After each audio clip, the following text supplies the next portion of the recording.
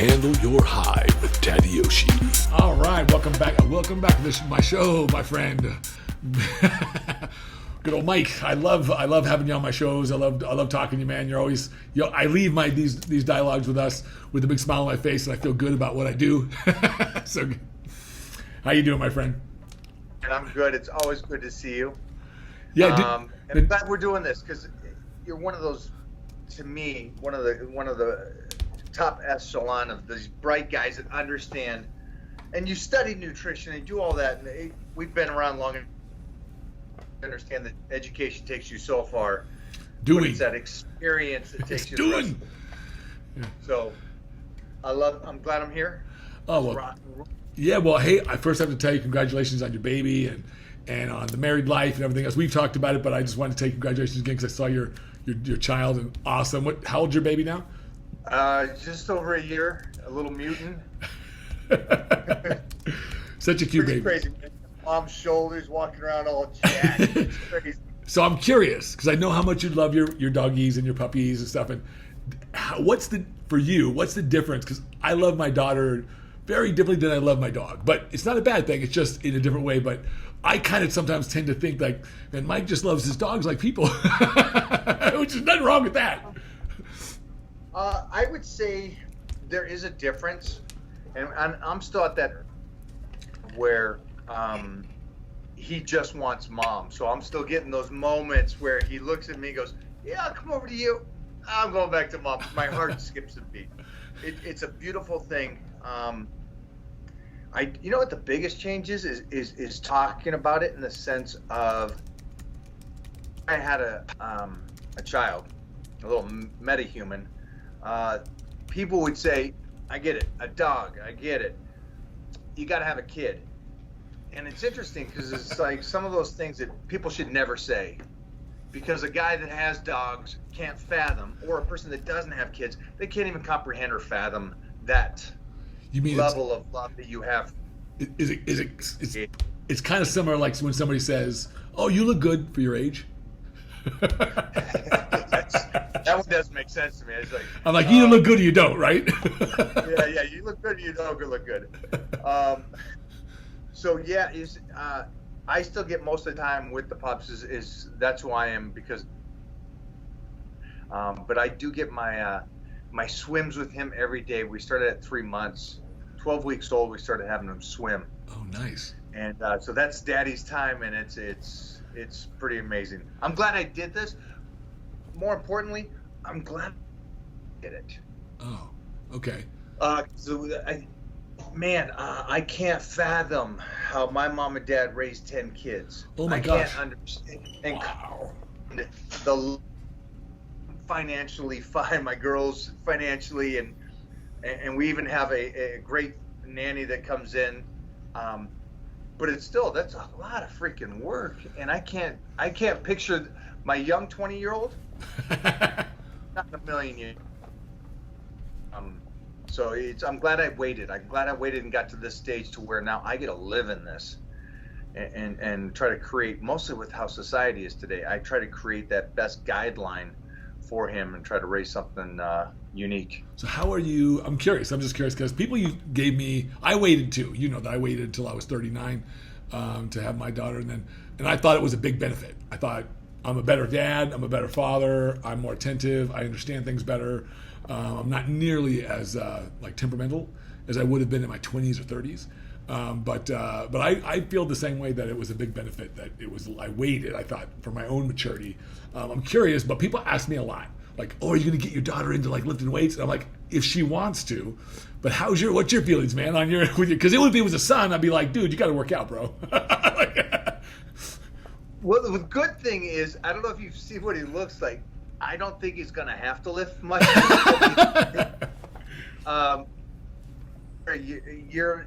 He's a year and almost a year and a half, and he's over 3 feet tall at 32 pounds, and he's got a developed shoulders and a developed chest, and it's like unique. Arnold saw pictures, and he goes to Mona, why do you Photoshop your child? And after she showed the video, he goes to me, Michael, only with a Romania do you have a child like this. With that being said, would I like him to lift? Yeah, but I've learned so much about lifting. It will be nothing. It will be the white belt mentality that I believe that I bring to life and lifting is that basic structure and the basic things that I will try to teach him. And I also try to teach him that I wish I did. I was a psycho as a teenager, and pre-pubescent even, I was lifting. And so I understand the idea that 8 and 9 years old is when I started training. Was that too young? Well, I'm not worried about stunting the growth or anything like that, because that's not as like the doctors always said back when we were growing up that, oh no, stunt your growth the rest of your life. Yeah. But I will be having them do crazy things like pauses, long pauses. I mean, like squats where it's a slow movement. I won't have him doing explosion work. Explosion happens for me athletically, and I even understood it more and more as I came back as in my 40s for gladiators. These 20-year-olds, these professional athlete 20-year-olds. How does a 40-year-old do that? And my training transferred over to athletics still at that age, even though I was doing it my whole life. The way I would train is so controlled in picking and choosing what pushes the squat up instead of using momentum and speed. So those are the things I'm going to try to teach him mostly at a young age. I can't wait until somebody looks at him and goes, "What do you bench?" And he goes, 225. You're a giant. How do you only bench 225? And then he gets down and he's using this new Titan bar that I have that rotates and moves like this, and he takes it slow and easy, and he reps that out for 25 reps. So that's the kind of stuff I'd like to teach him and try to see if I can't harness the white belt mentality of take your time, go slow. If we, the transformation is huge. That's hard. The patience piece, especially for the younger. You and I mean, you remember, I remember. You just don't have it when you're young. You tend to accumulate more patience as you get older because you realize that sometimes some stuff just takes time. And but what's your number one thing that you would say to your 20-year-old when it comes to weightlifting? What would be the number one thing that you would say to him right now? To him. I would say, well, to a future, to like my son or myself. To you. Oh, to me. What would you say to your 20-year-old self today if you could have to talk to him? I would say, I'd say, be patient, trust your body, and get the best mentors possible. You know, I would say don't rush it. You know, and you know, I guess I think I tried to take a very sort of academic approach. So I tried to learn it all myself, and it benefited me. It just took me 20-something years to get to a point where I felt like I was masterful at it, where I could have used that time to make the kind of progress that I probably could have made when I was in my 20s and my early 30s, and I could have benefited more and still learned along the way. But I took the route I did, and it was but you know, when we were starting out in the 80s and stuff, there were no coaches. Like, who was coaching? Like, nobody was really coaching. Like, that was the weirdest thing for you and me to hear when they started going, "Hey, I got a coach now, and the bikini competitor or whatever it was." I'm like, "What are you talking about? You just go in the gym, you freaking train." You just go. And then we talked. I remember talking to all my buddies and like talking. I meet guys at shows, and then we become friends. We just talk, and then we'd exchange like secrets and stuff. That was the way it used to be done. I mean, it's better now. I mean, there's more information now, but yeah, that's what I would probably tell myself because. Hold on. You just said there's more information and it's better. Well, there's more information. It's too much information. yeah. There is a superfluous amount of information, and half of it is just crap, and then there's some good stuff out there. But it's like, it's not so much that I tell the younger guys who come to me and gals, I say, it's not that you don't have access to information, is that you don't know what's good and what's bad for you. You just don't know. You don't have the experience yet. So you're still in the same boat. You still got to try it and figure it out for yourself, or get with somebody who's done it a long time and who could spot out some things that could sort of short circuit that pathway to make it shorter. But it's still like, especially, I just saw today a new diet thing. There was somebody was the velocity diet. Have you seen this? Quick way to transform your body. Easy, you know, like I hear that shit and I go, okay, someone's just trying to sell shit to people. I today had a dilemma. And let me ask you, because you're a coach, you understand this. You're not coaching the person for how they are, for what they should be or what they should do. Right. I would assume that's probably what a coach should do. From a football coach, I'm not coaching you how I know what you're capable of, and I'm going to get you there. That's kind of what a coach, I would think, would mentally do. And so when somebody comes to me and says, hey, what I want, whoa, okay, stop. Go to somebody else. I don't care what you want. I see what you look like. This is what you're doing. I can get you to this point, but this is what you're going to do to get there. So I don't cookie cutter, and I'm in a position to where I don't have to cookie cutter, which is a nice thing. I don't have to give them some. My teammates here, because I hate the person that comes and goes, I want a 12-week, I want to be in shape in 12 weeks.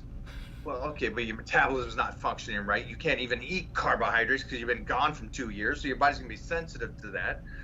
You're eating like a slob, and you're working out too hard, so you got to back down the workouts now. So you got to do all this rearranging and just get your body ready to function properly, which is going to take us some time, and then we'll go forward. And so I said, how do I say to somebody, sure, I'll give you a 12-week plan?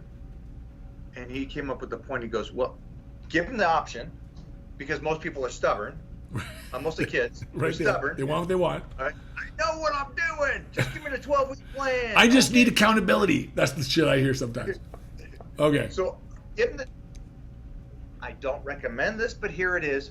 This is what I recommend, and give them both options. Because I was fighting it morally, going, I don't want to give you the 12 weeks because of the fact that that's not right. Right. I don't want you to do that because you're not going to be able to, you'll get in shape, but you're not going to be able to maintain it. Oh, that's what he wanted. He wanted to maintain this. He wanted to like live or walk around like this. Yeah, I want these people, if I'm going to do it, I'm going to try to teach them like what can you get in shape, and can you stay in shape, and can you continue to get even better? Yes. That's what I would like for everybody to enjoy, this kind of thing that I got to enjoy since I was 9 years old. And if I can't teach that, then I don't see the point in it. And it's like we studied and tried it on ourselves. This diet, that diet, eat grass and grow diet. I don't give a shit. Whatever it is, try it. Try a lot of reps. Try very little reps. Try just powerlifting. Try just bodybuilding. Try whatever it is. We all tested it on ourselves, and then we kind of moved the stuff away and goes, this right here is probably best for life. I think so. When I come across that, I usually I do somewhat of the same thing, because I say, look, I don't recommend this, and I tell them why. Look, and it's because I sense that you want this. What you really probably want is this, and I don't know if that's what you're really asking for is going to get you there. But if you want to try it, you're more than welcome to do it. I'm just letting you know on the front end, so that way the expectations are set correctly. As long as people understand their expectations, and then they realize, so that way if they get to the end of your 12 weeks and they go, oh, Mike, you didn't give me the right diet. Like, no, man, I fucking explained this shit to you like 12 weeks ago. It's like, I'm going to blame you still, though. I feel like they're still going to blame me. You should have really said, I did tell you.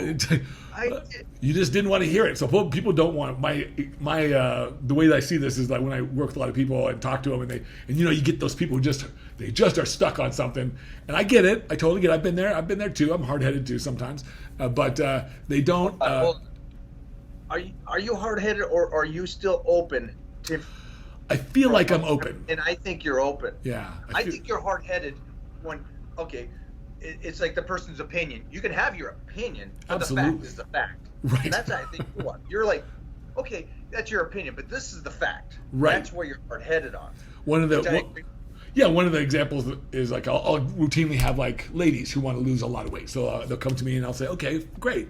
And then they'll say, and I always ease into it because I don't know where their metabolism is. I don't know what's going on. I could hear what they're saying, but I kind of got to be careful because you don't want to screw them up. Like, and then, or you don't want them starving, or like having a miserable experience that they're not gonna complete the program if they are completely miserable. So I start them off slow, and then that way I can get a beat on things. And then they'll say, oh, I want to go. I don't want to do a cheat meal. I want to go hardcore. I'm like, that's not always the best bet. Like, it's sometimes it's better for the longevity in terms of getting the results you want for the long haul to take your time to do it right, to set up the body right so that it doesn't, because otherwise you're fighting against your biology. And we're not going to win that. We're not going to win that battle. Then let me see if I can try to articulate this correctly. So somebody comes to you. You got photos. You got how they kind of maybe previously ate. I always ask, kind of give me a gist of your workouts. Let me take a look at you and all this kind of information. So I try to analyze it at that point and go, well, this person was eating twice a day. That kind of tells me about their metabolism. They're training 6 days a week. Holy shit, they're setting themselves up to fail. Idea. How do you, as somebody that works with so many people for so long, how do you dissect that first introduction and stuff? Usually I have a discovery call before I actually agree to work with the person, so that way I can ask some meaningful questions. Questions that have a lot, I'll be honest, most of the questions have nothing to really do with their diet, and it has more to do with their lifestyle, what they believe, what's going on in the background, what's going to hold them back, because it's never the stuff they say that holds them back. It's always the stuff that's back here behind the curtain that you're like going, wait a minute, you just don't believe you can do this, and I'm not going to convince you, no matter how great of a plan that I give you. But some people, they're in a good place, they're in a receptive place, they're in a place to allow good things in their life, and to be coachable. And so that's what I'm really digging at, to make sure, because if I don't want to fail at this, I'll take your money, but I don't want to. If I'm going to fail at this, I don't want to. That doesn't feel good to me, And so I'd rather feel confident that I have this, that my skill set, my experience is appropriate for this person. Let's get, and that they are ready, willing, and able.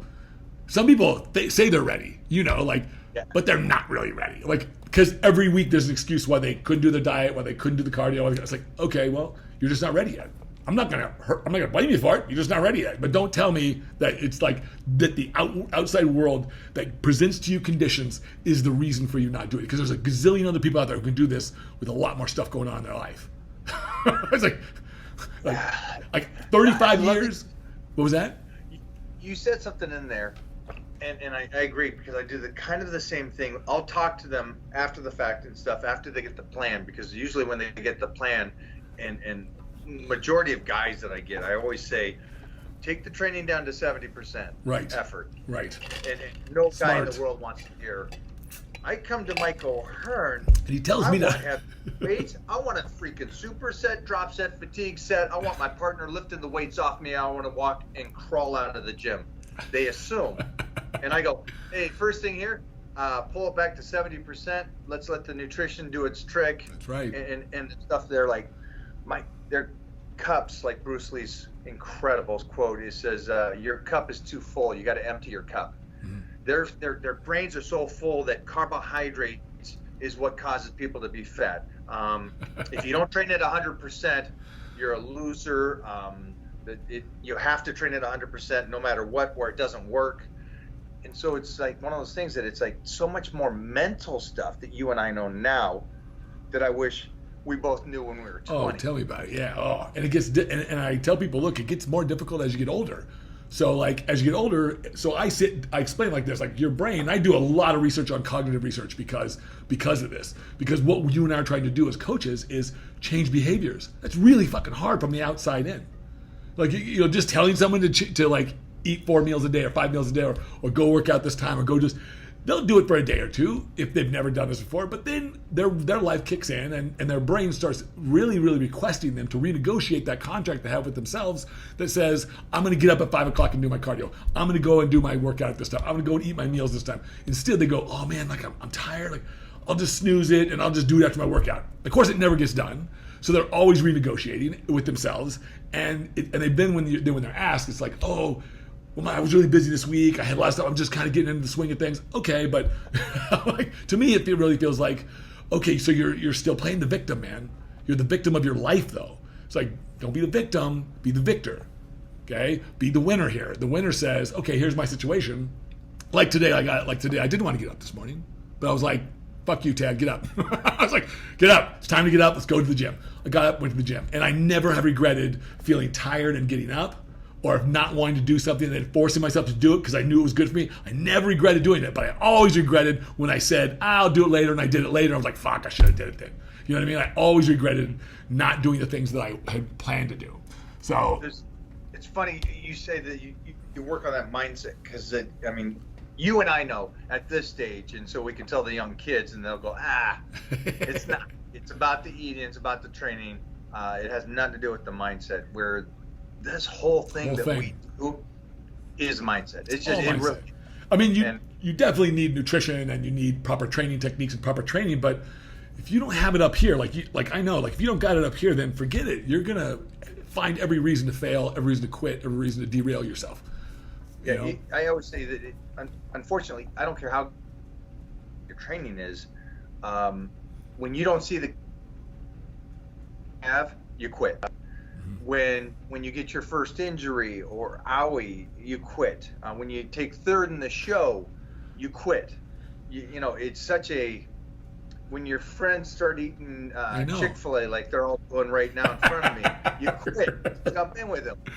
But the people that have that mindset, and now I'm looking at 61 episodes of this, and so my thought is, you've never met, I'll guarantee not one person that you've talked to in 61 episodes has ever said they've had an easy pass where they didn't drop, they didn't crash, they didn't have that depression moment where they came back. The reverse. Mentally. Most of them say, I had to overcome all kinds of crap to get into this great position I am.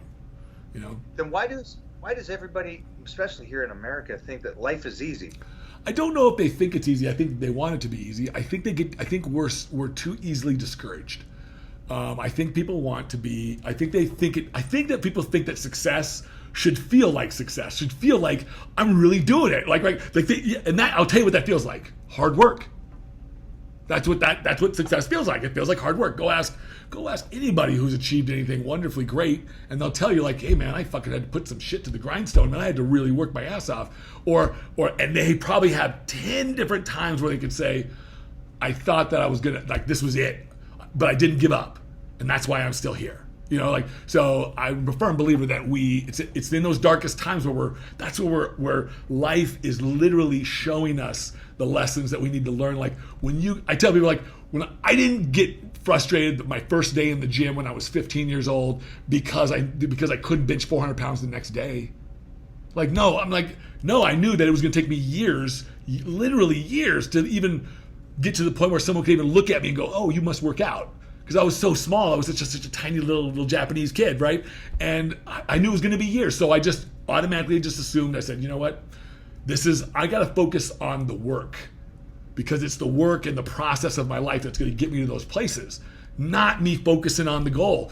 I mean, I'm all about setting goals. I just don't believe in focusing on them, because when you focus on goals, you ignore a process that gets you there. You know, like, so goals are a consequence of a great process. When you have a really good process, then the consequences are winning, doing good things, achieving the things you want. Those are the consequences. You know, like loving your wife is the consequences of doing that is probably a great marriage.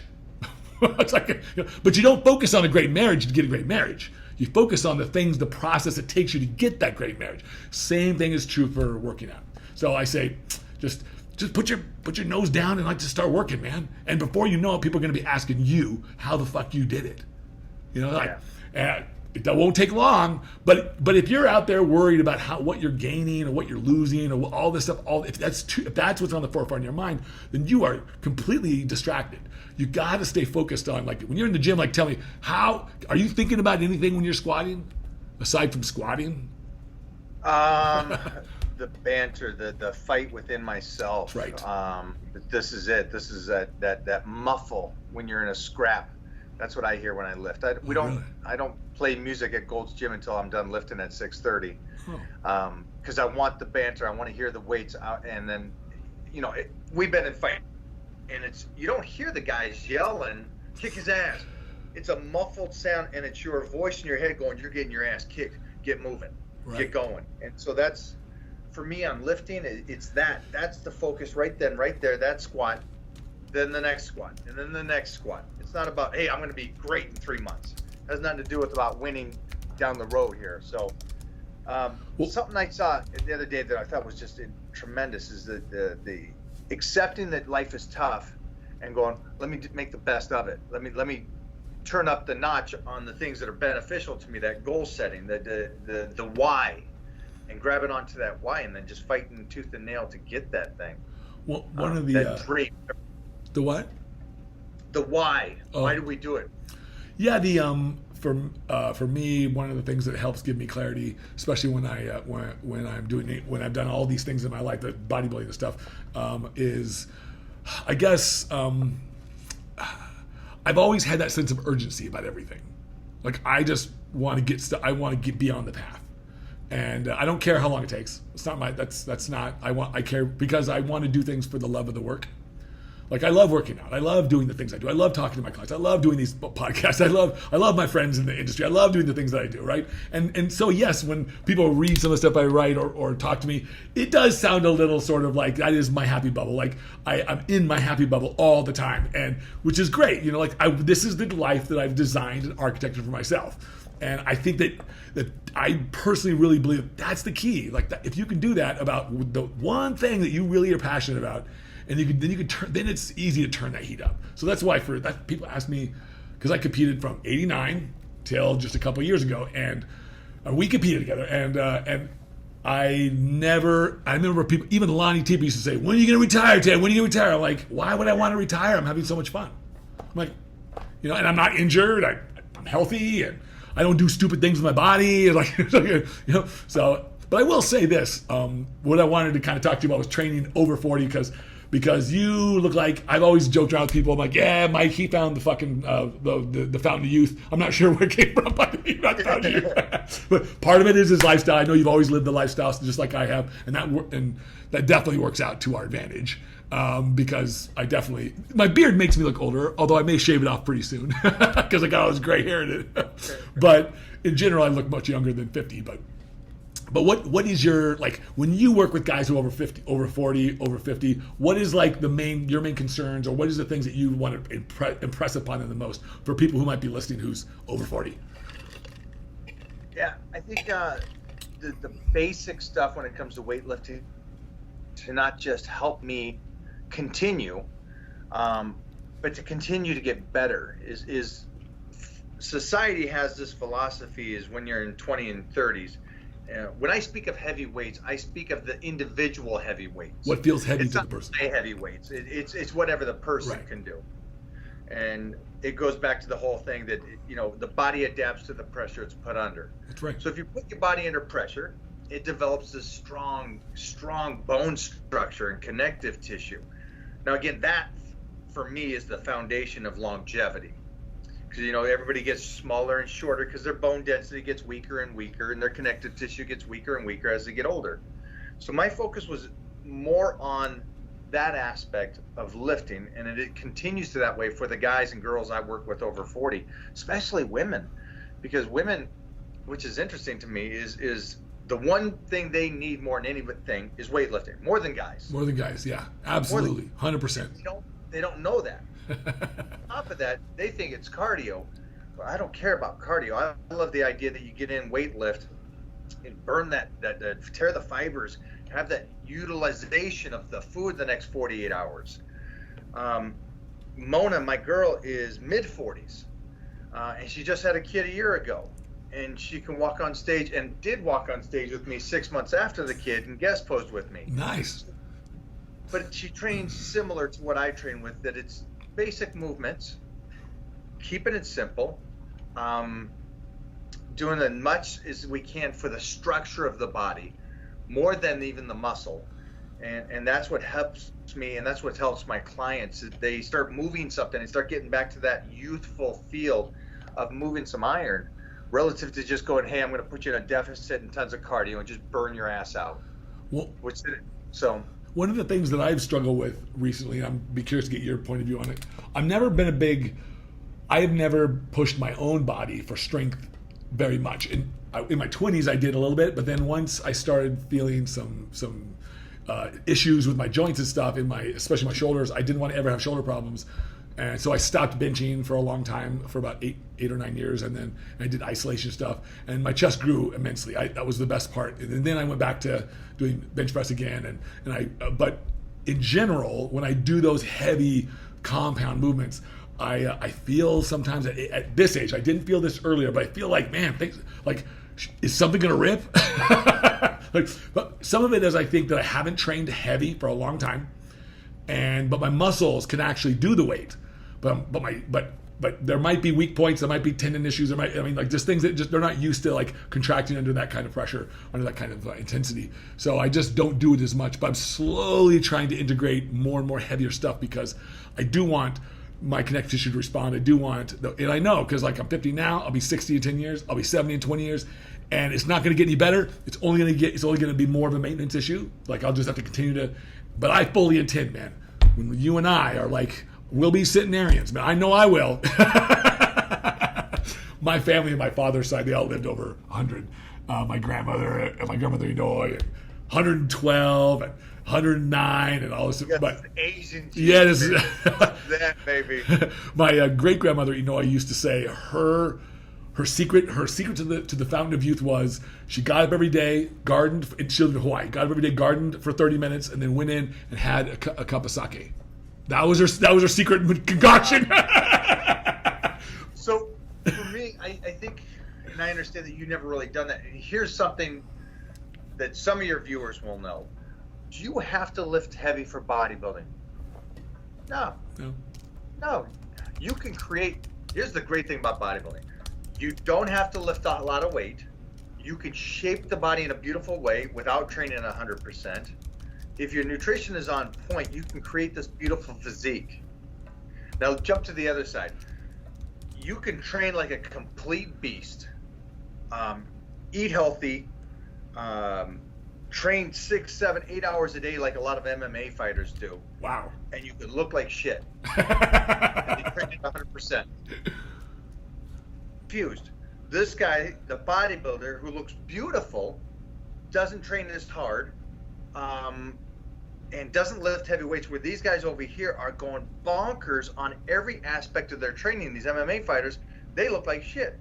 You look beautiful. What's the difference here?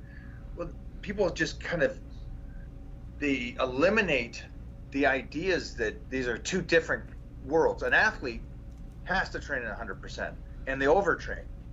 And so their body keeps breaking down and never recovers to develop the muscularity, and they don't need the muscularity. Right. They're wrestling for an hour, then they're doing jiu-jitsu for that, then they're boxing for an hour, then they got to run their 5 miles, then they got to come in and spar. So, athletic purposes, your body can't take it, and it's not going to create a beautiful physique. It's just going to trade.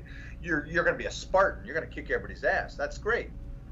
But for bodybuilders, and a lot of them did the one aspect where it's just the beautiful body. And then the one thing that I noticed through the years is I wasn't growing as fast as everybody else, but I stayed focused on, continuously heard from the time I was 8, 9 years old. I was like this mascot at this gym, this powerlifting gym. Is the shoulders hurt, the back hurts, the knees hurt, and I continued to go and go and go. And then I learned as time was going on about Wolff's Law and the breaking and the rebuilding of the bones and how they continue to get stronger and stronger. And the connective tissue, how important the connective tissue is, because you and me will understand that you know a lot of bodybuilders that are massive. But I could take a 180-pound wrestler and toss that bodybuilder around like a rag doll. Right. Now, why is that? Well, it's that freaking monkey kind of strength where you're two men. And so I stayed focused for me for training for that stuff. And the side effect was obviously the body develops with it. But I never moved away from that. I was patient in that process of if I continue, because my point wasn't to be the greatest bodybuilder. It was I wanted to train every day of my life for the rest of my life as long as I live. That was it. Oh. I love competing, and I did great. But I loved powerlifting, and I did great. I did martial arts, and I did great in TV shows. But it was the aspect of that every morning at 4 o'clock, I just want to be able to work out and be healthy. And so that's what's kept me going, and that's why the joints and stuff, that we really focus on range of motion and heavy weights on the connective tissue, relative to just the benefit of the pretty car, bad engine. Like so many bodybuilders that you and I know, in the 20s, when we were in the 80s or early 90s, how many guys have you and I forgot that were in the making with me that haven't been there? There was some really, I was just looking at some old nationals and stuff, and some really wonderful physiques that I remember who I thought would go really far, and then they just disappeared, you know. So it's just my philosophy of training really seemed to help me and helps people stay long in the game. That's the one thing I love about it. What do you push nutritionally in terms of obese guys and gals being over 40? Is there something that is more important to you that you stress on them? Because I usually stress recovery. Recovery. Yeah, I think you and me probably got the same principles on this. Is that you can only train as hard as you recover. That's right. I tell people, if you train, the harder you train, the harder you have to recover. It's just all there is to it. Yeah. There's no way around it. What do you? As you get older, you don't recover as good. So right. You have to train smarter and train smarter and train smarter. And for me, it is how much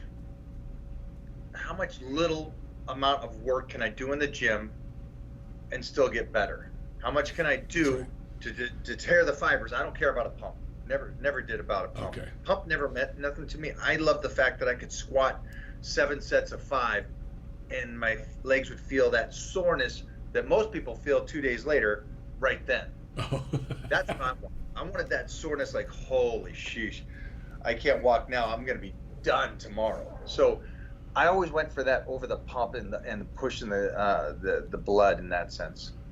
But when it comes to nutrition, we're humans.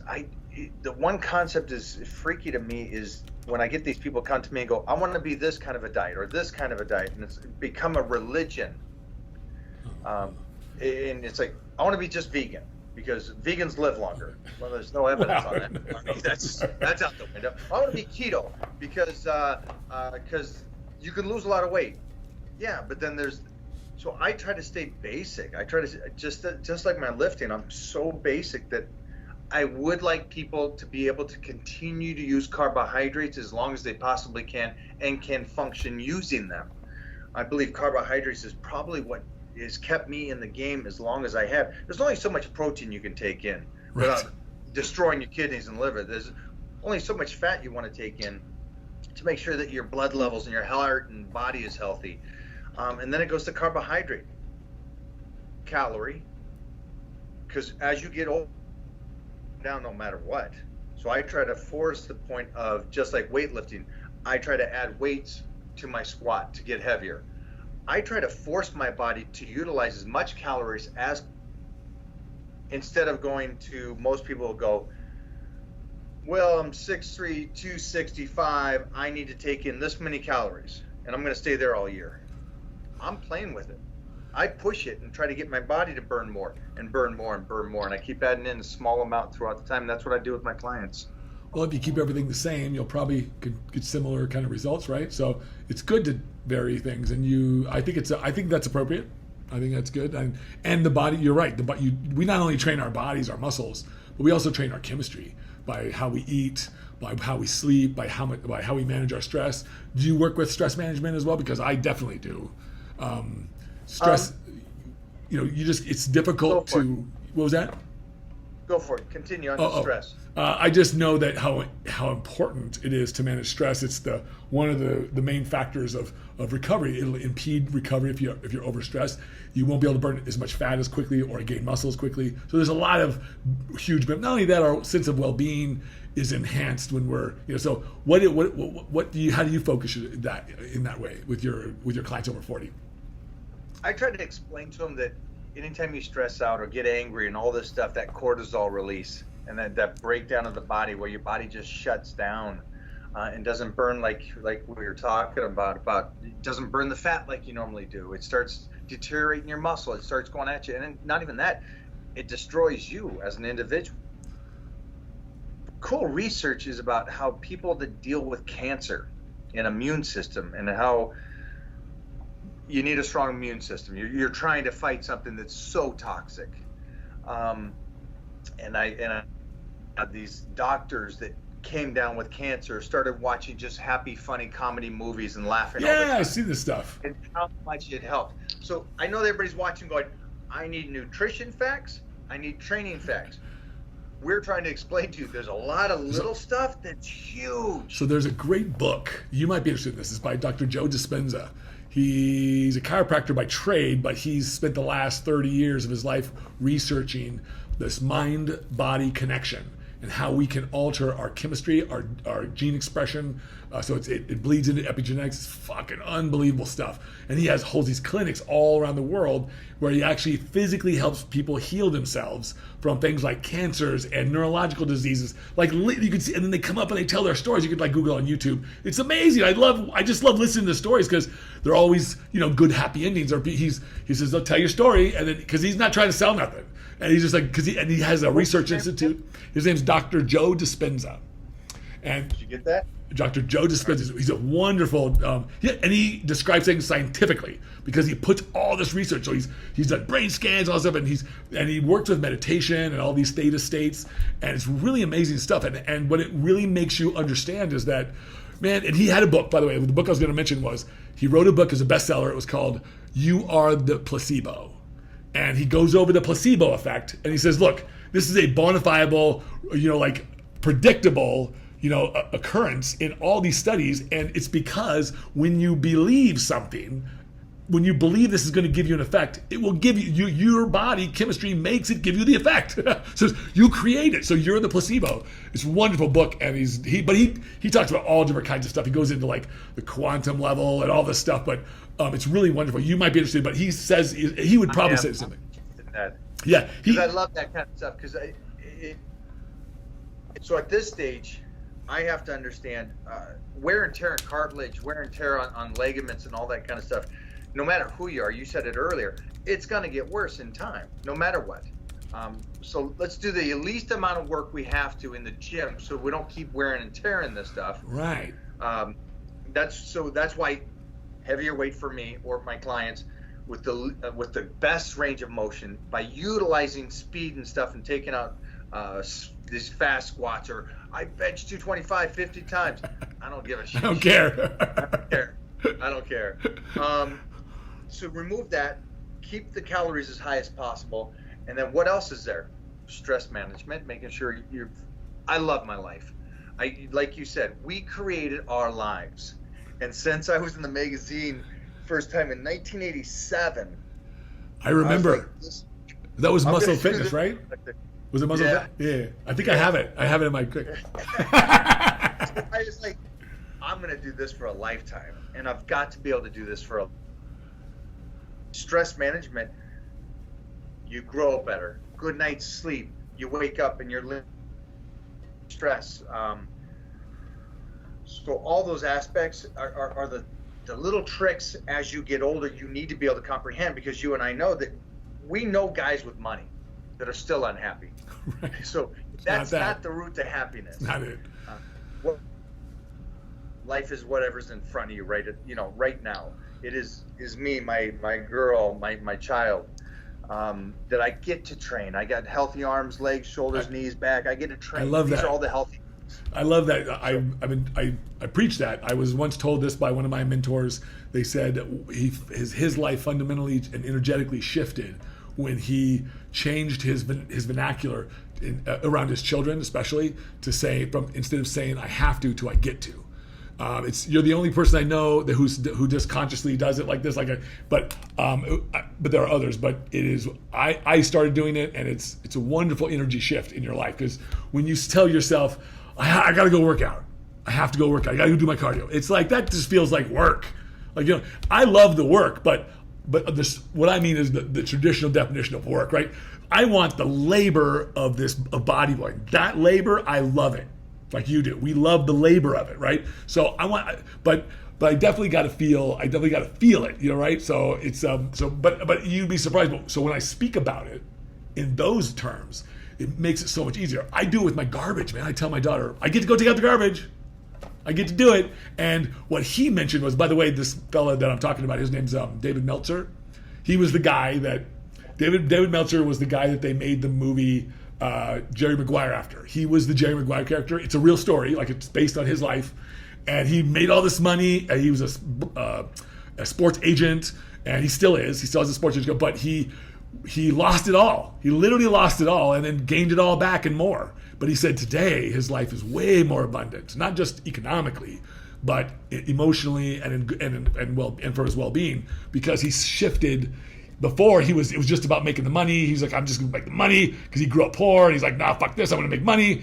And then it was just about me. And he said, once I shifted it away from me, he said it made it so much easier for me to just so his main goal every day is he wants to come in contact with at least 2 or 3 new people that he can affect in a positive way in their life. Give them some value. So he describes it like $20. Stop you there for a second, because you just said something, and I can hear the kids going, I want the fight and the struggle. It's still a struggle, but it's fun because we get to do it. And so I know that when I talk to people, they go, well, you train at 70 or 80% in the gym. Trust me, my 70 or 80 is going to crush you. but it's the fun and the sparring of it that I get to go do this workout because I'm healthy. And your point was that I need to make money. You're still making money. They think for some reason when you go, I'm doing it for a different reason, or something undermines it here, you're not trying as hard. You're trying just as hard, but it's a different approach to it. And I hope everybody's listening to this gets that, because us getting to go work out compared to I have to go work out. I get to make a shitload of money so my son gets to grow up and have a freaking, whatever it is, to where I need to make the money. I get to do this. So it's that whole, I don't know if people today see that or realize that. That's a tough one. I think we live in such an automated world that everything's transactional. Everything's in 3 to 6 second sound bites. If it's longer than that, people lose their their focus. They can't pay attention. That everything is instantaneous. Like we've developed a culture of fast food, fast this, fast everything, right? And well, you and I both know that bodybuilding is not fast. Nothing fast about this. Like it takes years to get your body from one place to another place, but it's fun, right? And if it's not fun, this is what I tell people: if it's not fun for you, don't fucking do it, because you're just going to frustrate yourself, and you're not going to come out of this with the results you want. Also, if it's easy, we're not going to do it. Probably not either, yeah. Because I love the battle. I love that it's hard. I love that other people can't do it. Well, I live in this stuff going, the haters online, which they're not haters, they're just unhappy with themselves. And most people aren't even happy with themselves, so they're not going to be happy with me. Right. But people like Gary Goodrich, he fought in the UFC, he fought in K1s and stuff, and I just talked to him the other day. And we just got introduced and stuff, and he sends me a message. He goes, "You were doing this before I even started fighting, and you're doing this after I retired." And it's just like, that's the kind of cool stuff that I like hearing, and I love that I know that it's a struggle. And I love to know, like we talked about, there's very few guys that are still creating it and doing similar somewhat to what they were 10, 20, 30 years ago. Why do you think that is? I'm curious. That was what I was going to ask you. Why do you think that is? Why do you think it's rare? Honestly, I think the one aspect for me, I was programmed or understood that I was up behind people. I grew up with dyslexia. I grew up with a reading problem. I grew up in special ed classes. So I was placed in a position where I could only succeed. And I'll tell you why. I thought it was the worst thing that happened to me. What it set me up is, it set me up that everybody else is automatically better than me. And instead of being like today's people going, well, that's unfair. Everybody has a leg up. We're all special. I said, I like that. I like being the underdog. I like being told, hey, you can't read. You're going to go to special classes. You're with these kids that are drooling on themselves. I said, fine, I'm cool with these guys. You went on the short bus, Mike? So I like that aspect, and I never lost the aspect that I'm behind everybody, and I never got the temperament to think that I was ahead of everybody. I always said, I'm going to outlast everyone. I'm going to stay on my path. They're going to do whatever they do. They'll jump ahead of me, but in time, my baby steps, I'm cool with being that tortoise. I keep moving forward. That's my favorite story, by the way. You know, the fox and the hare. They jump forward for 2 years ahead of me. Doesn't matter. I keep coming. And they fall, and then they just collapse. And it just continued that way. And it just worked for my life to always believe that everybody else ahead of me, I just got to work harder, be smarter, and stay consistent as a crazy man. And so when I was a young kid, by 8, 9 years old, I loved that my repetition of eating every 2 to 3 hours was implanted. By 14, I was competing. 13, I was competing. Wow. And I was already in that, what you try to set somebody up on a nutrition plan, I've been doing that my whole life. And so I know no other way. When somebody says to me, I only ate a couple times today, I can't fathom what that even mean. That training and that consistency set me up to win. And I think other people, what happened was they did it, they competed, show's over, all right, let me enjoy, where I said the show is just the beginning stage. Now I got to do photo shoots, I got to keep going, I got to be in better shape, so I'm on the covers and the magazines, the TV shows, and I just kept going on the train where I just said, let them relax. Why? I'm curious, why do you think that you felt, because that's coming from deep within you, that sense of, hey man, I just want to keep improving, I'm gonna stay on my path.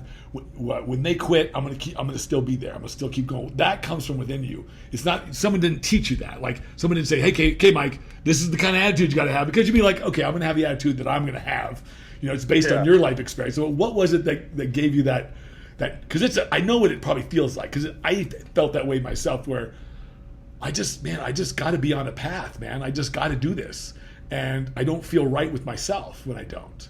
I literally, and it feels good to be hungry, right? Like it feels good to be hungry, to be out there. Because when I'm not hungry, that'll be the day that you just put me in a pine box, man, probably. It's like, because then there's no, that's the juice of life. You know, the juice of life is what is, you know, me extracting these wonderful experiences. But what was it? Because I have a sneaky suspicion. How many brothers do you have? I got 5 and 5. I got 10 in the family. I'm the youngest. So you're the youngest. So I'm curious on how, like, are all your brothers athletes and in athletics? Okay, so you've got this athletic family, right? Yeah, my dad was a football player. My mom was and a bodybuilder. My mom was a martial artist. Oh. So everybody competed in martial arts. Everybody did. The guys all played ball. And I got to see. Well, you guys got a whole damn team, man. My sister took third in the North Americans. She won Miss Washington. She also won the Washington powerlifting. My other sister won the Washington karate champion in Washington State. Wow. So they all did it. They all competed. But it was, I had to beat the next brother. Right. The next brother. And then I had to beat the next brother. And I found at a young age that I could do that when they slept. I could do that when they slipped up. I could do that when they started trying to go down that other road in the bodybuilding field and they jumped so far ahead, but they couldn't keep it. They're going to come back off of that stuff. And so I'll just continue forward, and just go, I'll let this be what it is and go slow at it. And again, it's just a white belt mentality that there's always going to be somebody. Just stay home, stay white belt, just keep learning, keep doing your thing, and don't get so advanced. Is Bruce Lee's thing about don't worry about the guy that does 10,000 different punches. Worry about the guy that does one punch 10,000 times. Yeah. And then I stayed with that. I squat. I love squats. Best thing for the legs, but best thing for the overall entire body. Do I deadlift? Lifting? Sure it is, because I'm also a bodybuilder. So it's a twist to it, but it's also great for my body structure if done correctly. You and I know that when you say heavy weights, we know people can get hurt walking down the stairs. Yeah. There goes their knee. There goes their back moving the couch. So the whole idea about going, well, I got to get away from that. I need to do light weights, lots of reps. Okay, but that's deterioration to your cartilage and joints. I mean, you're just repping that stuff away without doing this extra possibility of benefit on the inside. Yeah. So it's a different feeling for sure. I definitely miss those heavy squat days, but I get scared. Yeah. One thing I would say with most people that I talk to is never overlift what your ligaments and joints can do relative to the muscle. Now, you'll understand this. They won't. Right. They'll be like, well, if you can lift it, you can lift it. No. It's not true. It's not true. No, I can show you the farm boy that can walk in the gym looking like nothing, that can pick up more and never deadlifted before, compared to the guy that's in there that's a bodybuilder that trains all the time, can't lift as much. It's because there's a muscularity and the tendons, and those hold together. Yep. But it's the tendons and ligaments that are the power. Yeah, there's muscle is just the prettiness of it. Yeah, a doctor described to me once. I mean, we had this kid in high school. He was our pitcher, and he was just a little bit bigger than me. And at that time, I wasn't even 100 pounds. I was 97 pounds. I was 15. So, and I remember he wasn't a big guy, and but he was in the 1,000-pound club in our powerlifting club, and everybody's like, how is he doing this? And I would talk to him. I remember I'd work out with him. I'm like, he was fucking strong, man. I was like, Jesus. He's like, man, this is the first year I trained, but my doctor says I got tendon strength. He says my tendons contract really hard. He says and he was able to throw a 90-mile-an-hour fucking fastball. Wow. This is high school. This was high school, like 90. So I know he went off to play in college ball, and then probably went to play some other, but he was an anomaly. Like everybody knew it because he could bench, deadlift, and squat these big numbers for his size, and it was just like I'm like but it forced me to really, really, really pay attention to that. This is not that comparison is the thief of joy. It's good. I'm gonna sit here and I'm gonna compare myself to this guy who is. It's not a fair comparison, and I tell my clients that please don't compare yourself. I know we all want to do it, but you can get yourself really down and depressed, and you can feel like you're not making good progress when you really are. Yeah. That's another one. Before I jump into the progress, that whole idea about, and I don't think people talk about it enough. You and I, through powerlifting, through years and years and years, a guy at 181 squats 400 when he's here. I see him, he's 181, but he's squatting 700.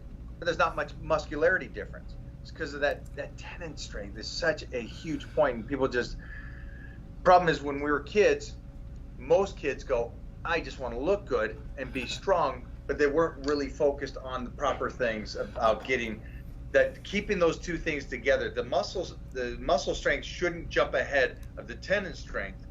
And when you do a lot of stuff over here and just worry about the muscle, it gets so much stronger than the tendons. Yeah. And that's when things break. And there is something, they have linked a lot of chronic steroid use to a weakening of some of the tendons because it's making the muscles and a strengthening to the muscle, which right.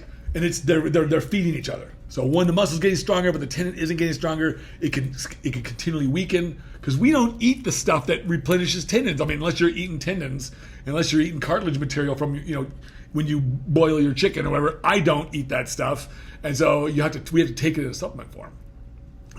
But I mean, not everybody takes that stuff, and so we do. There are a lot of stuff that because our bodies are still prehistoric. There's no doubt about it. Yeah. Our bodies are prehistoric, and so prehistorically, we ate everything. When we killed an animal, it's all gone. We ate the marrow, everything. It's all gone. Nothing went to waste.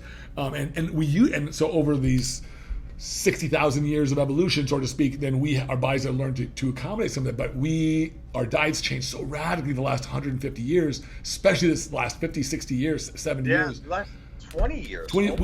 Our biology just has not been able to keep up. And so it makes sense to me that all the stuff that we're adding to the foods and that we're not putting in the foods, like we feed all the livestock corn. That's not in their diet. That they can't produce omega-3 fatty acids doing that. So guess what we get? We get really low-grade beef, really low-grade chicken, really low-grade meat products. So you and I have to rely on salmon and almonds and different things to get our omegas instead of the meat that we're supposed to get it from. But unless you want to go to Europe, then of course they have very different laws about growing livestock and proximity to where they sell it. I think it's a much better system than we have. It's probably more expensive. I don't know, but I'm going to send you a link. I'm going to give you a name. Piedmontese steak. Oh, Piedmontese. Now I'll send you a text after this, but we only get. What is it? And it's the what's the gene they hold out and the bowls just become the myostatin. massive. Yeah, the myostatin. Yeah, myostatin.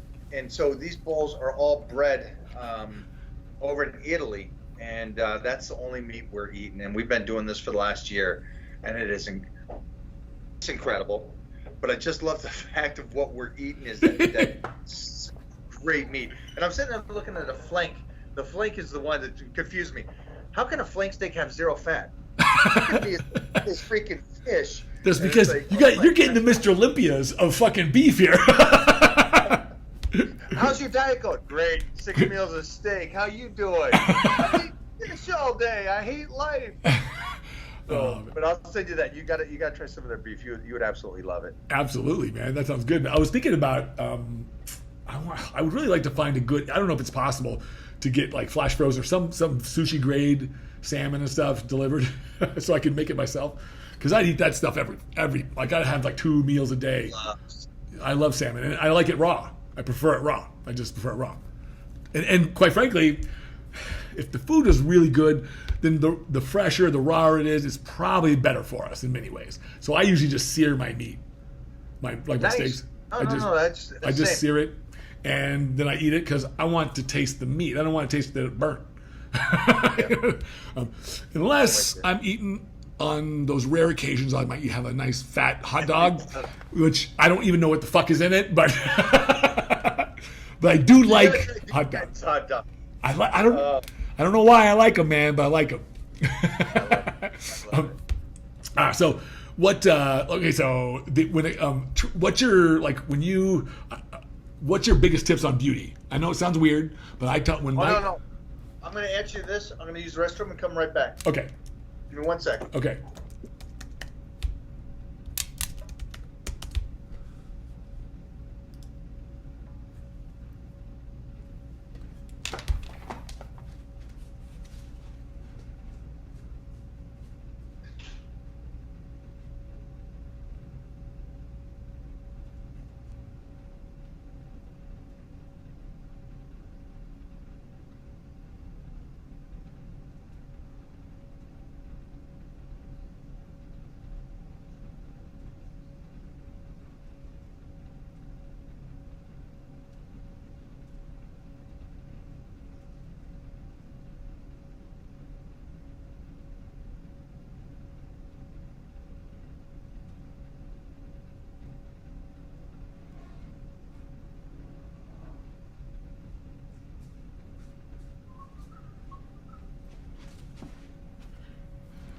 Boy.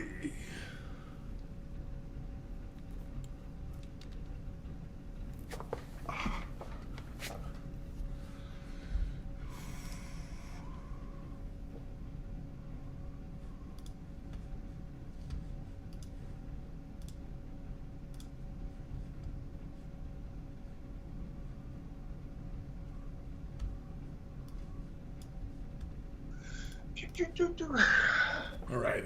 You ready, stud? Yep, I'm ready. Okay. All right. So beauty. Beauty is a great one. And I asked this because you look good. You always look good, and find me sexy, baby. but it is an important question. What was that? Some of the stuff I did when I first started this whole journey, I didn't know I was setting myself up for the win. What do you mean? So I fell upon it. So one of the lucky things is that, like you saw my post today, it's not that I just stayed in shape and I'm still guest posing today. It's that my strength from when I was winning powerlifting meets in the late 80s is my strength today. And then you and I both know that that's a rarity. Even for somebody that powerlifted, the strength goes up and it goes down. Well, mine stayed the same and just continued forward. And then the third thing would be, so you got the muscularity, you got the strength, but it's the youth. So the youth came from a couple things that I did and I continue to do through lifetime. And so I know all you kids out there listening to this go, I'll worry about it when it happens. When it happens, it's too late. It's too late. It's too late. So I started modeling when I was 14. And I was one of those kids that when the mom yelled, put sunblock on, you're German Irish. I'd put sunblock on. And I protected my skin. And then the other thing I did is from that young age, because I was modeling, and probably most of the people, mostly in the 80s, would go, that is the weirdest thing. You are a fruitcake. That I would put lotion on my face every night. Oh, any particular kind? Does it matter what kind? Back then, it was oil of Olay. Okay. That's all my mom had. It was oil of Olay. But it was something that I started when I was 14, 15, when you really don't need to do that. So it became like this habit. Sunblock, yes. But the habit was continuous. And it just, the continuous, show what you look like right now. Come over here. What are you talking Look at her. Hey, Mona. Hi. Uh-oh. I like to show off. Oh, there you go. How you doing? I just finished my workout. I didn't do arms though, okay? Oh. Well, it That's doesn't not look, a pump. I was like, you don't need to look. You doesn't look like you need to do work in the arms today. How's it going? Good conversation? Great, you great. It's always great with I them. figured, It's always yeah. great. Great to see you. It's good to see you, Mona. I don't think I've seen you for at least 4 years. Oh yeah, It's been a while. It's been a while. Yeah. It's been a while. I never recognized you with the beard. I know. I might shave it, but I'm really liking it. I kind Next time you shake that thing. Yeah. No. of. But beauty tips is that lotion isn't just for women. It's for men. Well, you know, Collagen, it's lotion. Go. it's funny you say that because my ex-girlfriend Suni, she was all into beauty. She's a doctor too. She's a physician, and now she's opening up a beauty clinic that just focuses on that because she's tired of dealing with sick people. She's done that for 20 years, so now she's going to deal with just beauty stuff that she enjoys, and she really puts a lot of energy into it. So I used to, and she looks like she's 2 years younger than me, so she's almost our age, but she looks like she's probably 30. Yeah. Like she just doesn't. I mean, even in person, like she has no stretch marks. Her skin is really good. I'm like, wow, honey, like the skin on your ass is like a 25-year-old. I said, Right. and I said, what is your secret? And she said, almost exactly the same thing. She said, every night she has the same routine. She takes her bath and then or she'll shower, and then when she's wet, she said, this is really important. When I'm wet, before I fully dried off, I put lotion on. And she, on her entire body. And then she maintains at least, she says this is part of it, at least 8 hours of sleep a night, which is atypical for doctors in her position. Yeah, it is. But 8 hours, and when we lived together, I lived with her for 2 years. I have a CPAP machine because I have sleep apnea. And the machine it's not loud. My machine is fucking almost virtually silent, but she could hear it because she's got really, I don't know. And so I'm like, look, so we had another bedroom. So I'm like, let's just put another bed in there, and that way you can sleep in there. So, because she's like, I want to get my 8 hours sleep. I don't want to miss. And she's a grumpy person when she doesn't get her 8 hours. So I'm like, go get that room. So she did that, so sleep. And then of course she always used to say, eat good food, exercise, and sleep really good. And the only part she didn't do all the time was work out because she didn't like working out. But now she's starting to train again because I think she thinks she's getting fat, but she's not. Yeah, same, because it's just lotion at night. Make sure it's on. Sunblock during the day with also a lotion, and then same thing for the whole body. It's the one thing I got lucky through also life that I got no stretch marks. There's no stretch marks in the chest. There's no stretch marks, and so it's probably because you didn't grow super fast. You were just slow and steady wins the race kind of a thing. slow and steady, and then also through puberty.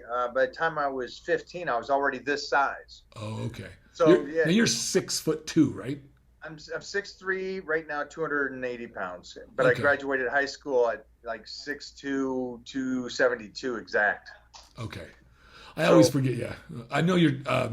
That must be how much more challenging. I always thought. I remember competing with you in the early '90s and stuff, and I remember feeling like I was actually really. I thought, man, it must be tough for Mike because he's so tall, and you're competing against guys who are literally 6 inches shorter than you, 4 inches shorter than you. You lose about 10 pounds an inch on stage, roughly. And so I'm like, man, but you weren't as big as you are today. You've slowly added weight over the years, but slowly. But I liked it. I'm okay with it. I was good with the height. I never chalked it up to like, oh shoot, that whole philosophy. I love the fact that there was that aspect to it. You're pretty tall for a bodybuilder, It helped out so many things. Gladiators, battle. But see, and I want to point this out to some of the people that might be listening. You see, this is the kind of attitude that I always try to instill in people. I try to point out, like, you didn't become the victim of your life. You became the victor. So your height was no longer a genetic deficit. It was a genetic advantage. And all it is just redefine it in our own minds.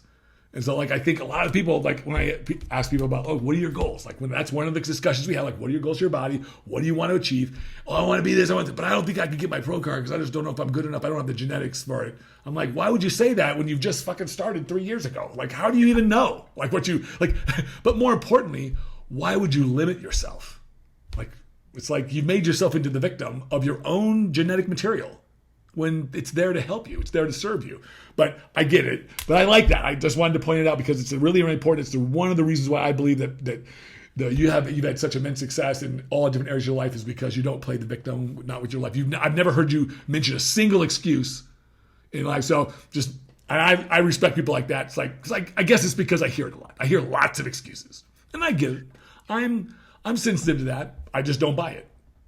I could be sympathetic, but I'm just not gonna. Sorry, I'm not gonna buy it as a legitimate reason for you to fail. It's like, no, like you can succeed, but if you're not there yet, you're not there yet. It's okay. You and me have worked with such high profile people, and so it's one thing I stopped a couple of years back is going, I'm too busy. I can't do it. I'm too busy. I never say that anymore because I can't even fathom how busy people like Tom Cruise or The Rock or these guys or Terry Crews. These guys nonstop, and it's like, oh, I can get my stuff done. Oh, I love just getting their stuff done. I can get my stuff done. I'll just get up at 3 o'clock. Oh, wow, yeah. You get up early, don't you? You get up like 4 o'clock, right? 3. 3? Oh man, I'm hitting my sleep stride at 3, brother. I know. I call it 8 o'clock at night. I'm done. Oh, okay. No matter what it is, done. I'm glad because I would work till midnight, and then but these days I have a switch. It's like at a certain time I got to call it. I got to give my own some self-care. I got to relax. Got to have downtime. It's like we're too old to sit here and like beat up on ourselves for fucking all day and then think that we're going to be okay the next day. Do that over and over and over and over and over again. Like no. Besides, I really believe in that we have to manufacture the quality of our life. Like it just doesn't come to us, and part of that quality is how we feel and what contributes to that. So set yourself up. Yep. So do people? I know people. So people ask me, and I just leave this off the table because I'm like, look, man, people. I know people criticize you for you being vocal about you not using a lot of drugs and not using any drugs and stuff like that. What's your response to that? I joke about it. I actually am not the one that talks about it. Oh, really? Okay. I don't. I take people who career since 1987. Only one time has it ever been printed that I spoke about it. Oh, really? But it's not me that speaks about it. And then I just did that movie.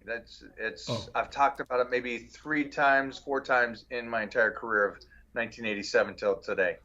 Oh, is people talk about it. Did I do drug tests? Did drug tests all the way through? I know you did. Yeah, I know you did. Yeah. I mean, people ask me, so, like, is Mike? I was like, look, man. I'm not, man. I'm still doing it, I guess. I tell people, look, man, I try to remind people that just because you don't believe this is possible for you doesn't mean that somebody else doesn't believe it is possible for them. And so that's why they go and do it. Like, Yeah, and they're also talking it up. Well, they're trying to look for a reason. They're looking for a reason. You're in the field. You understand you can't do something for 40 years like that. No. And they go, well, you can go off cycle. Well, that's the point. The argument is that I've never walked into Gold's Gym not being a fucking strong guy. I've never walked into Gold's Gym being out of shape. That's never happened. We've got pictures of Arnold on and off. We've got these guys. You and I have seen guys go on and off. Hey, man, I live that life, and today I don't. Today it's all about health and wellness and well-being, but that's all it comes down to. They try to push the blame. It's like, believe it or not, believe it, there's benefits from our teaching.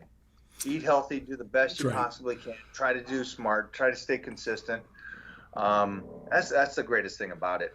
And forget about me being a fake natty. Look at Mona. Come on now. She's bigger than I am. Well, look, if Gene Pool says anything, if what you described about your child is correct, then I don't know if you really needed any, brother. It sounds like it's in the family. Like, he's doing pull-ups. Oh shit. Oh, you got to see it, because I think that's the nice little part, because you and I know that you can't. I mean, I think every football player in the world would get on tons of steroids if that could transfer to their child's genetics. Oh, totally. We'll study that one. My daughter. But it's mostly Mona too, though. Well, I think you guys both got some good. You guys got a good genetic soup going on there, which is good. Good. My daughter. It's kind of funny when I was. Yeah, they said they prefer the word genetic sauce, or. And we're just messing with it. My daughter used to do pull-ups in my walk-in closet when I lived in Temecula. She used to go in there. She was maybe 3 years old, and she was able to do at 2 and 3 years old, like 4 or 5 full pull-ups. And I was like, honey, look at this. For a girl, for a little girl, I was like, look at it. And today she's really straightened. Now today she usually exists on a 30 to 40 percentile of height and weight. She's like me, like I was. She's not very big, but and she's really sort of raily. So I really wanted her to be a ballerina. Yeah, I was pushing for her to be a ballerina. I just love ballerinas. I think she had the perfect body type for it. And she was in the courses and stuff. We were doing it, and all of my friends just wanted me to do. Like I had several people who they said, "Oh, you would get her in, go take her up to LA and like have her do modeling." Like because she's got green eyes and she's like like she's very striking. And I'm like, nope. I want her to have like a normal childhood first, and then later, if she wants to do that, she could do it. She's got dad's support, but but she can do pull-ups. I love it, bro. Yeah. I love it, man. But she did tell me this summer. She said, "I think maybe, Dad, when I get a little older, maybe I'll do the same thing. Maybe I'll do what you did. Maybe I'll compete." And And I said, "Well, if you want to, you can. But I'm not pushing you. I'm not pushing it because you and I know like that whole thing for the ladies." I don't want to. I'd rather her just feel good about who she is. Thanks for the acting world, then. It's even better than that possibility. How is that? By the way, I know you were doing some more acting courses and stuff. Are you? Yeah. So what's going on there? Are you going to be doing some new parts? We are locked in. We've been in pre-production. A movie here this next month, and then I start Hercules in late January. Nice, awesome. So is it? It's a full-length feature. It's on Netflix, and we're locking into it. All right, you out? Bye, guys. They've been waiting for me. I'll see that. Much love, guys. Hercules.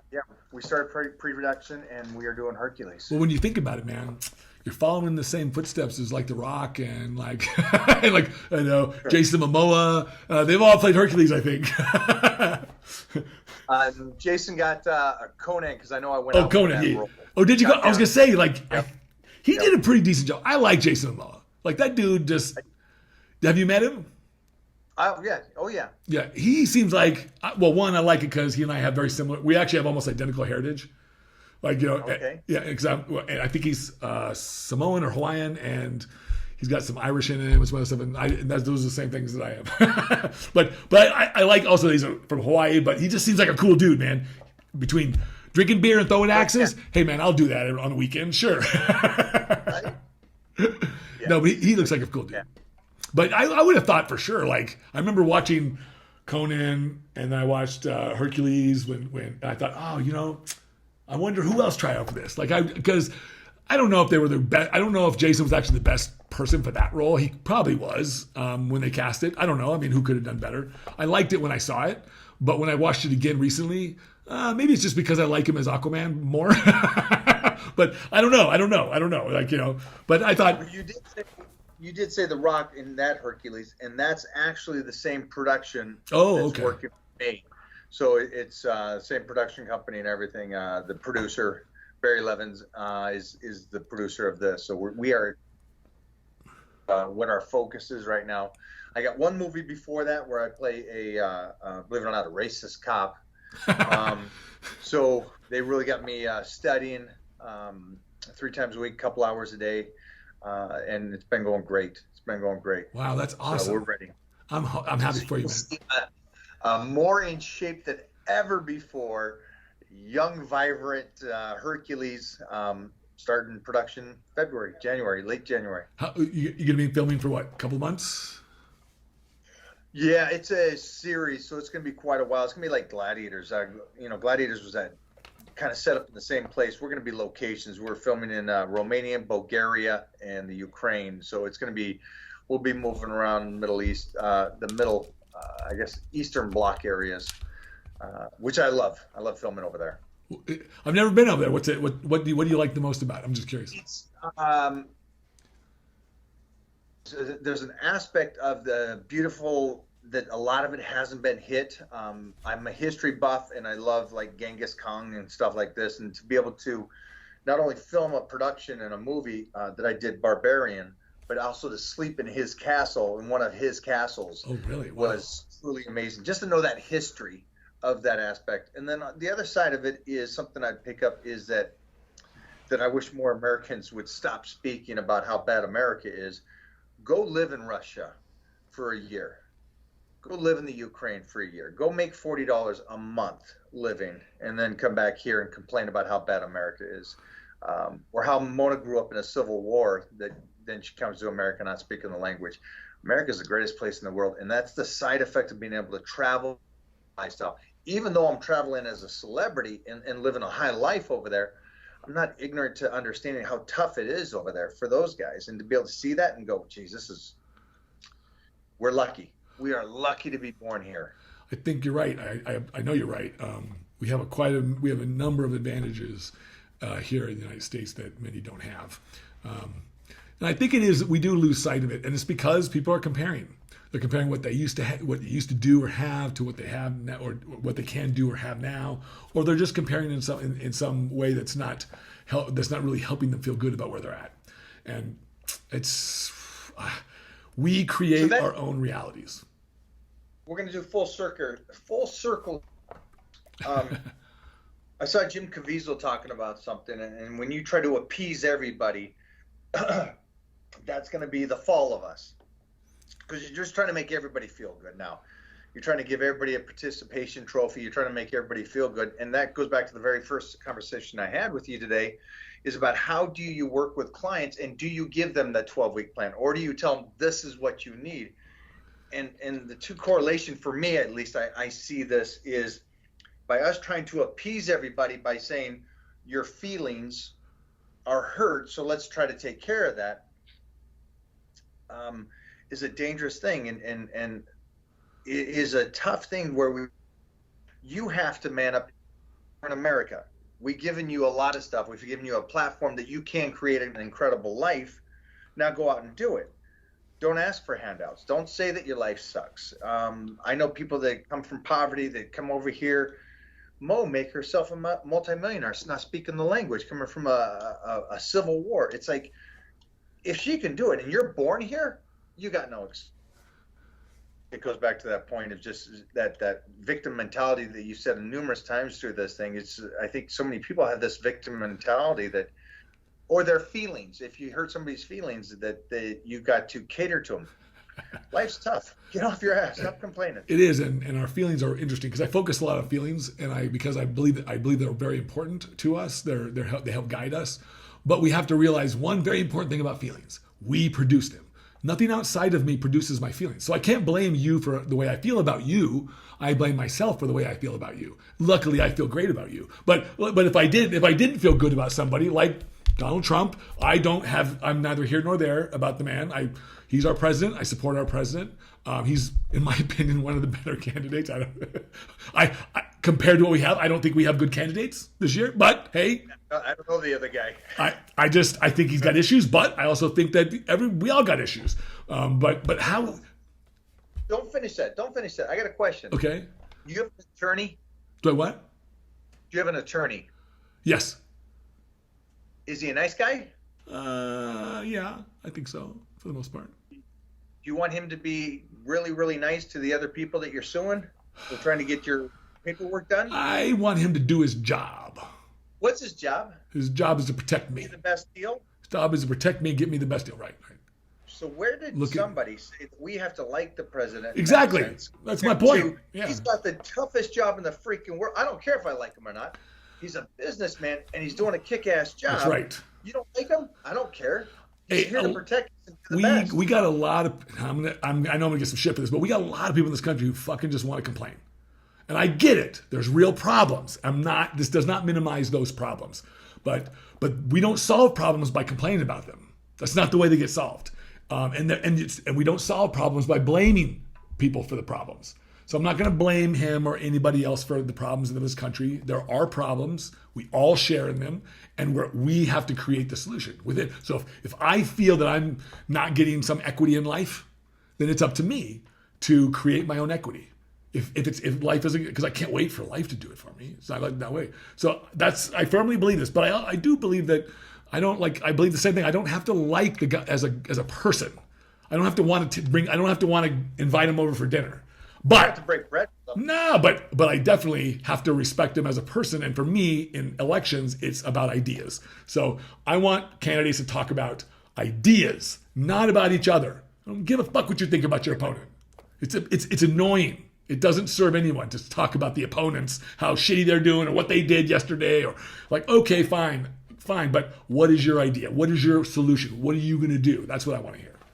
I think most people need to just get their own house in order. Absolutely. We're starting to cry about everything else. Absolutely. No, we all all need to take care of ourselves, and we all have flaws, and get those things out there and attacking the world. The world is tough, and I said it throughout this whole thing. But America is the best of the best there is, and we're getting better than we've ever done before. So, except for this moment of whatever this is. You know, I firmly believe that while we may be going through some challenging issues, social issues, racial issues, all kinds of issues in our country, that this is really still one of the best times that we've ever had in America. That while we're facing issues, it's better than facing issues that we faced before. Like I wouldn't want to face another, like for instance, another World War II or another Civil War or another whatever. I wouldn't want to face that again. I certainly. Yeah, I mean, but the issues we're facing is like we want to be back on top the way we were, just like economically the way we were maybe before COVID, or that's just not that far. Like that's not a huge thing. Like these aren't big. Granted, you know, unemployment rate's a little high and poverty levels are little, or you know, the amount of people on the poverty level is a little high, and I get that. But again, like. I guess you got two people who when they look at politics, they think the government is to help support the people and encourage the people to do this, and then the government's that you want less government, where it's not. There's not, and I'm sort of a less government kind of guy. I don't like big government. I really don't like it. I think that I don't. I'll make myself a success. Right. Just give me an opportunity. All the Europeans that I work with said, America, that's the American dream. If I get there, I'll become a success because I'll work my ass off. And there's too many successful people in all races. I won't go down that route, but it's just there's so many successful people that really just get off their butts and make it happen, and I love that. Well, I think when you come from a place like some people who come from other countries, when you come where they're severely restricted because they just don't have opportunities, and then they come here, they see it. They're like, I don't know what you're fucking sitting on your ass for, but I'm going to go over here and make some fucking money. so they see it. But America, a lot of Americans, they're like this. Like, hey, come on, man. Like, where's my money? Take care for the rich people that they made themselves. I don't want their money. If you made $1 billion, good for you. Go for it. You keep your money. I'll make my own. Right. So. And there's only so much. Was that? I got to leave there. I got to. You rocked me, brother. All right, man. Well, Mike. Thank you for doing this. Yeah, man. I always have a fun time talking to you, my friend. I always have a fun time talking to you. And I appreciate your positivity. I appreciate all the stuff you're doing. And I want to wish you and your wife a wonderful, wonderful. We're coming up on Halloween. I don't know if your baby's going to be. You guys going to take him out trick or treating or anything? Probably not. I'm in California. We're probably not going to do Yeah, that. yeah, probably not gonna do that. But no matter what, I really appreciate you taking the time today. I know we had a little bit and good luck on your new role with Hercules. I think that's awesome. Thanks, Stay on the line real quick while I finish this up. Tell everybody where they can find you if they need to find you. Yeah, Mike O'Hearn, MikeOhearn, and that is on any platform that you have. You can find me. Doesn't matter if it's Twitter, Snapchat, Facebook, LinkedIn. I don't know what the kids are doing today. TikTok, it's all there. I haven't done I have a TikTok account. I haven't actually figured out. Get it moving. It goes quick. Does it? Okay. I launched my Titan series. I partnered up with BPI over there. Created a nice natural product line that supports my beliefs, joint support, skin, that kind of stuff. We launched months ago, Middle East, 4 weeks ago, South America last week, and I just found out that they are now, where's the new place they're moving into? Romania and some other places overseas. So it's a great thing. So I'm happy about that as well. What products do you have? What kind of products? It's called, I got skincare. I got a pre-product before workout that has an estrogen blocker and non-stim. I have is my basic, and then the test booster to help the body as you guys get older, and helps help your body naturally produce testosterone. So kind of just, that one's more probably for your girls or significant other. Mona really likes me taking that one. You have to send me a little care package, my friend. I would love to try this stuff out. I will, brother. I will. All right. Well, stay on the line real quick. I'm gonna when I sign off. But thank you so much, Mike. You're always a wonderful guest and a good friend. I appreciate you deeply. Handle your high with Tadyoshi.